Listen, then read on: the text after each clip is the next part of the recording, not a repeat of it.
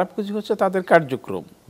এখন বাংলাদেশে তাদের কার্যক্রম অবশ্যই অবশ্যই অবশ্যই নিষিদ্ধ হওয়া উচিত, এই কারণে যে তাদের কথা এবং কাজের মধ্যে মিল নেই। তবে আপনি আইনগতভাবে বলতে পারেন যে নিষিদ্ধ করেই কি নিষিদ্ধ ফলাফল লাভ করতে পারবে? তাদের কথা এবং কাজে মিল নেই। তারা বলছে শান্তির কথা, সম্প্রীতির কথা, কিন্তু আমরা দেখছি যে শান্তি সম্প্রীতির নামে তারা মুসলিম বিরোধী উদ্বেগ এবং উদ্দেশ্যমূলকভাবে তৎপরতা চালাতে। বিশেষ করে 5ই আগস্টের এই সরকার পরিবর্তনের পরে এই বৈশ্বিক পর্যায়ে বা আপনি বলেন আঞ্চলিক ভৌগোলিক বা যেটাকে আমরা জিওপলিটিক্যাল অ্যাপ্রোচ বলি, সেইভাবে বাংলাদেশ সম্পূর্ণ একটি বিপরীত ধারার সৃষ্টি হয়েছে।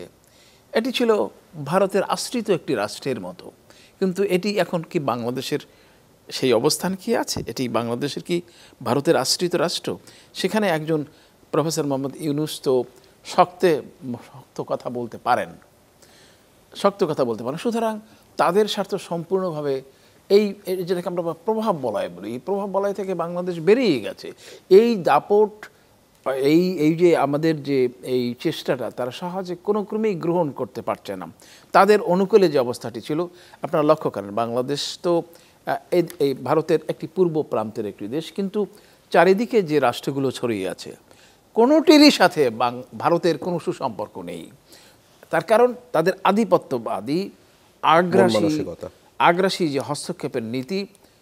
তারা মালদ্বীপে সৈন্য পাঠিয়েছিল, কিন্তু কি পরিণতি হয়েছে? তাদেরকে তো কান ধরে আবার ফেরত আসতে হয়েছে। পাকিস্তানের সাথে চিরবৈরিতা আছে, সেটা না হয় আমরা ভিন্নভাবে ব্যাখ্যা করব। শ্রীলঙ্কা কি হয়েছে?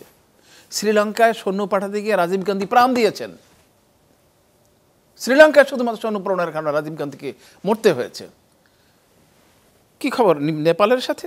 নেপালের যেখানে একমাত্র ভারতের বাইরে একমাত্র হিন্দু সংখ্যাগরিষ্ঠ রাষ্ট্র, ভারত বিরোধী মনোভাব সেখানে প্রবল, বার্মার সাথে সম্পর্ক একই রকম। তাহলে পরে ভারত যে একটি আগ্রাসী শক্তি, ভারত যে একটি আধিপত্যবাদী শক্তি, ভারত যে একটি অবন্ধুসুলভ রাষ্ট্র, এটা কি বলতে আমাদের দ্বিধা করে? জনগণের সাথে বন্ধুত্ব হবে তারা বলছে বলে কথা। বাংলাদেশের বন্ধুত্ব কি শেখ হাসিনার সাথে? বাংলাদেশের বন্ধুত্ব কি আওয়ামী লীগের সাথে? বাংলাদেশের বন্ধুত্ব হতে হবে জনগণের স্বার্থে। আমরা তো বলি পিপল টু পিপল রিলেশন। তারা কথা বলে এই এই এই 2024 সালের এই পরিবর্তনের পরে তারা কিন্তু বলেছে যে বাংলাদেশের জনগণের সাথে তাদের সম্পর্ক, কিন্তু কাজটা কি দেখাচ্ছে?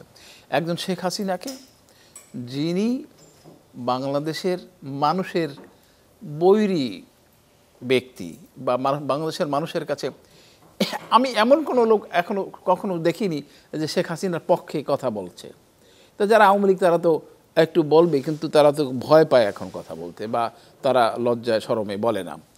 খুঁজে পাওয়াটাও কঠিন, কিন্তু তারা সে ব্যাপারটা বুঝছে না যে বাংলাদেশের 90% জনগণ, সে আওয়ামী লীগের কিছু অংশ সহ এখন ভারত বৈরী।